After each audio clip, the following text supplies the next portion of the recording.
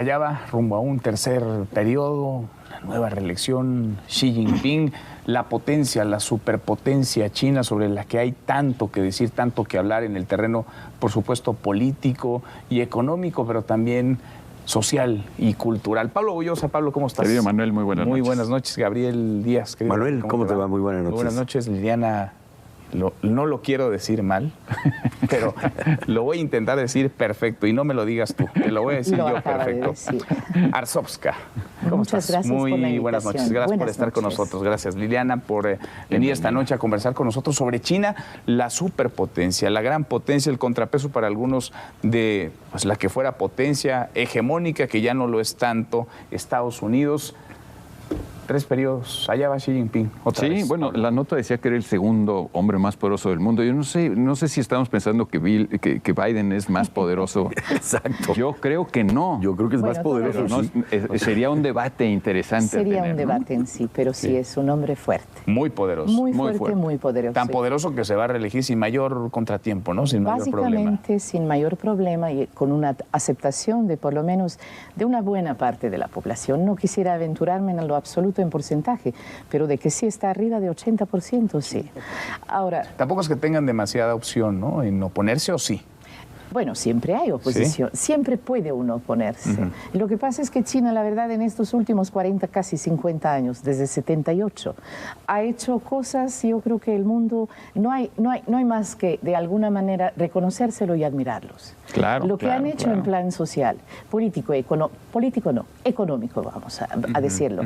Yo conocí a China en 1981, una China en donde de plano nada tiene que ver con la China de hoy. China de hoy es asombrosa en todos los aspectos. Ellos logran cambios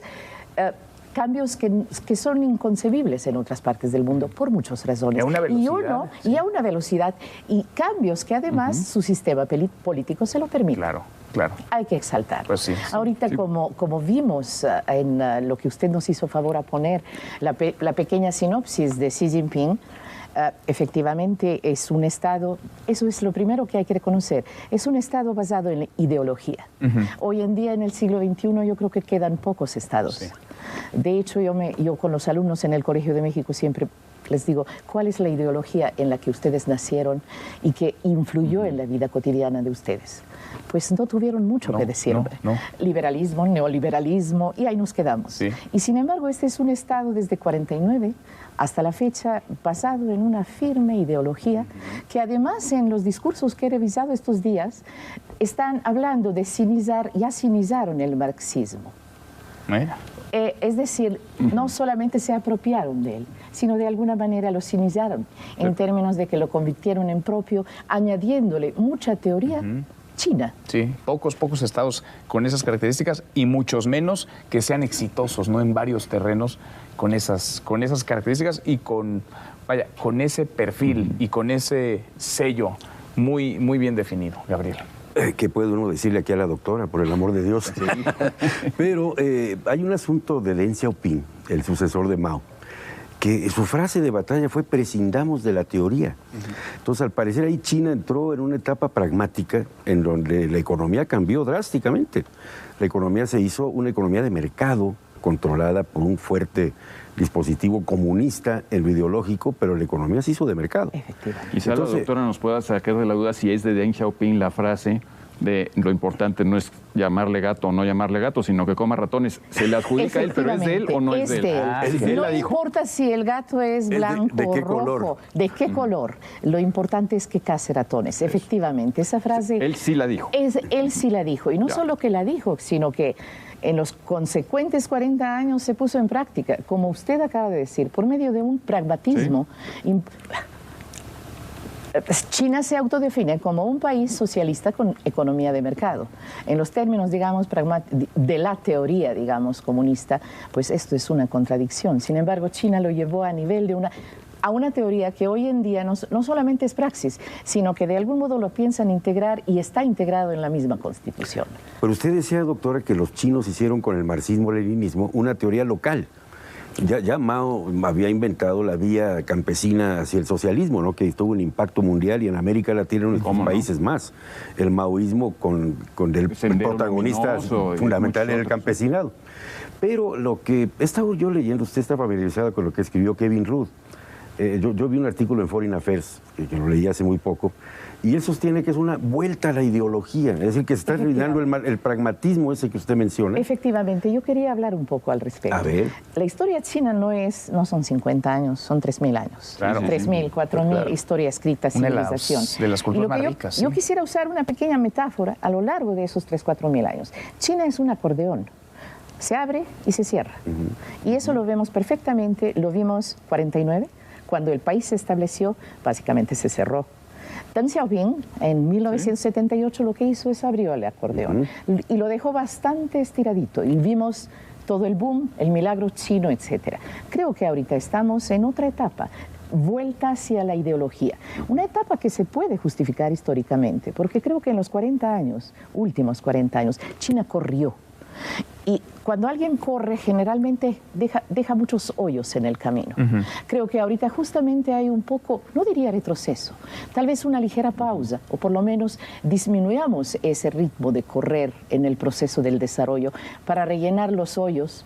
Uno de los hoyos muy grandes, la desigualdad que generó el proceso de reforma y apertura. Ahora, es lo que sucede en China, y lo he hecho muy admirable en muchos campos, en muchos terrenos, pero también es la influencia china mucho más allá del territorio, diría incluso asiático, ¿no? La presencia, por ejemplo, en América Latina y cómo han crecido en el terreno comercial, económico, su incidencia política, por supuesto, la cultura ni se diga. Es decir, es en este momento, diría, una superpotencia como no hay otra, como nadie se le está pudiendo poner enfrente. Ahora, es importante todo esto en el contexto global de lo que vivimos, ¿no? Una carencia de liderazgos en varios de los países europeos de América y una crisis económica que está en buena medida empujada por la guerra que ocurre en Ucrania, la invasión rusa. Bueno, sí, en realidad, pues, el otro día hablábamos aquí de Vladimir Putin y cómo hay en Rusia y en muchos otros países hay un sentimiento de menosprecio de uno mismo, porque, por ejemplo, nosotros no tenemos nada ruso. En nuestras casas no hay nada ruso, nunca compramos un producto ruso. Pero si preguntas productos chinos, no hay una casa en México que no tenga productos chinos. Entonces, esa es la mayor influencia china. A mí sí me da miedo como un gobierno con un poder tan fuerte, tan centralizado, las barbaridades que han hecho los gobiernos absolutos en todo el mundo. China no es la excepción. ¿Autoritario, dirías? Bueno, a mí me da miedo esa deriva autoritaria.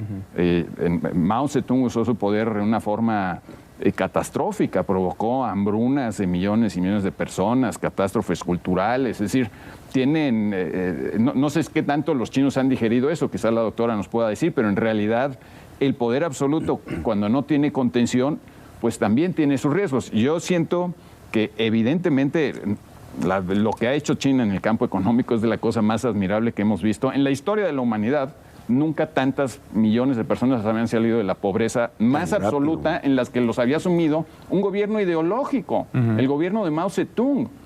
Ahora, curiosamente, antes a Taiwán le llamábamos China nacionalista. Sí. El gobierno más nacionalista de todos es el de la China comunista. Hablan incluso de la unidad étnica de la nación. Eso a mí, no sé, a mí me suena... Yo creo que tiene sus peligros. Lo que quiero decir es, hay muchas cosas muy admirables de China. Todos tenemos cosas chinas que agradecerle a China porque además ha disminuido la inflación en nuestros países con sus productos baratos. O sea, tenemos mucho que agradecerle todos a China. Pero le criticaría. Pero sí hay una da la impresión de que Xi Jinping está un poco echando marcha atrás de este pragmatismo, dado su punto de vista rabiosamente ideológico, nacionalista, como tú bien lo mencionas, y está desconfiando de la apertura china. Es decir, él está volviendo a darle mucha importancia a las empresas estatales y poniendo cada vez más restricciones a las empresas privadas. Porque, bueno, China ha atravesado en los últimos años por crisis muy fuertes, una de ellas la inmobiliaria, del tamaño de lo que provocó en 2008 para el mundo occidental, digamos. Entonces, la etapa expansiva esta de que China, de tener una influencia casi nada más en la vecindad. Ahora, si tú ves el mapa de la influencia comercial que tiene China, es impresionante. Y esto a la vuelta de 30 años. Es decir, ha ganado una parte hemisférica casi completa de la Tierra y el afán de seguir en esta trayectoria, pues está la nueva ruta de la seda a través del Estrecho de Malaca y está el proyecto de construir ferrocarriles que van a llegar a las goteras de las ciudades de Europa Occidental, saliendo desde las ciudades chinas principales. Pero a uno le entra la duda de que si echa marcha atrás del modelo mixto de economía centralmente planificada con el mercado, China vaya a perder dinamismo. China necesita pero habla de un país de dos sistemas, verdad, ¿no? Siempre defienden los dos sistemas refiriéndose. La verdad, sí, y además creo que China y el gobierno actual y el presidente Xi Jinping en su nuevo tercer mandato, estos días he seguido muy de cerca los discursos relacionados con la venteava un congreso del Partido Comunista Chino. Y definitivamente la apertura sigue y la apertura se va a ampliar en muchos otros sectores, sobre todo hablando de economía. No estamos tocando sectores políticos, etcétera, etcétera. Ahora, pero lo que sí quiero decir es, cuando vemos a China, como ustedes la plantearon, sobre todo en esta nueva etapa. Yo también quisiera que añadamos los factores Europa-Estados Unidos que la están apretando seriamente. Realmente la presión que en este momento está el Occidente, entre paréntesis, ejerciendo sobre China, es un factor que definitivamente los obliga a algunas cosas que incluso ellos no estaban preparados para hacerlo. Porque China sigue argumentando que necesita paz para seguir desarrollándose y generar el futuro, digamos, de la humanidad, ¿no? Común de la humanidad. Es que, fíjate, hay una norteamericana que escribió un ensayo muy bueno, no recuerdo su nombre, que dice que los grandes cambios geopolíticos en la historia de la humanidad y los tiempos modernos no son la excepción, se han dado por el miedo. Y Estados Unidos ahora le tiene miedo a China. Por esa gran ascendencia que ha tenido y el dominio comercial que tiene y las posibilidades que tiene además. Los Estados Unidos... la dependencia que todos tenemos de los productos chinos, exactamente, es inmensa. Entonces, los Estados Unidos reaccionan con miedo frente a este nuevo gigante y el equilibrio geopolítico ahorita está basado en eso. Bueno, ya vimos la política de Trump, política muy distinta que le está siguiendo Biden. Hay restricciones en los otros países que estén dentro de la esfera norteamericana que tengan contactos más cercanos con China. Es decir, se está planteando abiertamente una polarización, por lo menos en este momento, comercial. Efectivamente. Yo no sé si tenga consecuencias políticas. Pero esto lo venimos oyendo y cada año, de todas formas, las exportaciones de China siguen creciendo. Eso sí, parece independiente. Exactamente, eso es lo que quiero decir. Hay un discurso político y hay una realidad económica donde por más que Trump haya dicho, vamos a... La realidad es que sigue creciendo el superávit de China frente a todos los demás. Efectivamente, y aparte China abrió mercados por todos lados. Y como usted mencionó, la política de China... Realmente China ya no se concentra adentro y este Congreso lo reafirma, pero está muy clara la política de expansión económica. En lo que son los países vecinos ya está. Latinoamérica, si no es el primer socio de varios países, es segundo socio comercial. Y aquí está, queremos o no queremos, China, la ruta y la seda ya va, marcha. Las inversiones que hay en todos los sectores son inmensos. Pero aquí, si me permiten, por favor, yo sí quisiera decir una cosa. Qué bueno que haya estos paneles. Ojalá y hay muchos de estos paneles. Es muy importante. Qué bueno para nosotros que aprendemos de alguien que sabe sobre del todo asunto. Quiero exaltar por qué. Porque, mire, trabajamos, bueno, el Colegio de México tiene desde hace muchos años el Centro de Estudios de Asia y África, donde se investiga China en particular, se ha trabajado mucho, se han hecho muchas publicaciones. Hemos preparado estudiantes para México y Latinoamérica en China y, por supuesto, en otras áreas geográficas de Asia y África. Pero a pesar de ello, quiero decirle que considero que México no conoce a China, no conocemos a China. Déjeme contarle una anécdota al respecto. No sabemos qué es China. Nos falta adentrarnos, mucho. Adentrarnos y querer hacer. Cuando yo era muy joven, me ofrecieron trabajar en China.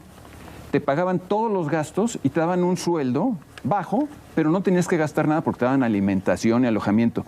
y no te pedían ni licenciatura, lo que querían eran mexicanos que fueran a hablarles sobre México, a las universidades chinas. Claro. Y yo lo que pensé en ese momento es, China nos va a arrasar, te estoy hablando de 1980 y tantos, porque yo decía, nosotros no tenemos ningún interés en China, interés en China, y los chinos sí tienen interés en nosotros. Y eso es una gran ventaja para el que tiene conocimientos y una gran desventaja para los que ignoramos todo acerca de China. En primer lugar, la lección que nos está dando China. En 1990, el Producto Interno de China era menos de $1,000. Se ha más que triplicado en 22 años. Claro. Es impresionante. Y en cambio el de México ha crecido casi nada. O sea, en comparación... Y el del mundo entero casi. No, cuando ve las dimensiones de China, hablando de anécdotas. Sobre la ideología, una frase nada más de Rebel que decía, las ideologías se degeneran en un sindicato de intereses. Mi pregunta es, ¿qué tanta ideología hay? Cuando en realidad lo que hay son intereses económicos, comerciales, no ideológicos. No sé hasta dónde punto sí podemos hablar de ideología en China. Es pregunta, ¿no? Sí podemos, y sobre todo en este momento, con todo lo que está ocurriendo ahorita, por una razón, por lo que dije, corrieron, quieren un poquito regresar. Y otra vez, fortalecer los fundamentos ideológicos con una simple razón. Traer bienestar a una población un poquito más parejo. Porque finalmente, cuando el ratón cazaba sin importar el color, en China creció la corrupción. Y este gobierno actual está decidido a corrupción cero. La corrupción cero, interprétese lo que esto finalmente significa. Pero lo importante fue que crearon riqueza y por eso son tan populares. No importa la desigualdad, si se crea tanta riqueza y tanta gente sale de la pobreza. Bueno, internamente a los chinos y a este gobierno, al señor Xi Jinping en su tercer mandato, una de las cosas es, ya alcanzaron lo que llamaban bienestar medio, familia medianamente acomodada. Ahorita se van para superar esto y además alcanzar... Ya de plano dijo el Xi Jinping que ya quiere ser una potencia. Eso no fue un discurso, ni siquiera en el mandato anterior. Vale la pena seguir este diálogo y nos faltó muchos temas para hablar de libertades y hablar de la figura de la autoridad, del autoritarismo para algunos, de derechos humanos. Es, inagotable este tema, pero es muy rico escucharte. Doctora, muchas gracias por estar acá esta noche. Y yo solamente quisiera decir... Sí, nos corta, estoy nos va a llevar, acá, por favor. Gracias. Colegio de México, acabo de... A eso vine. Gracias. Porque sabemos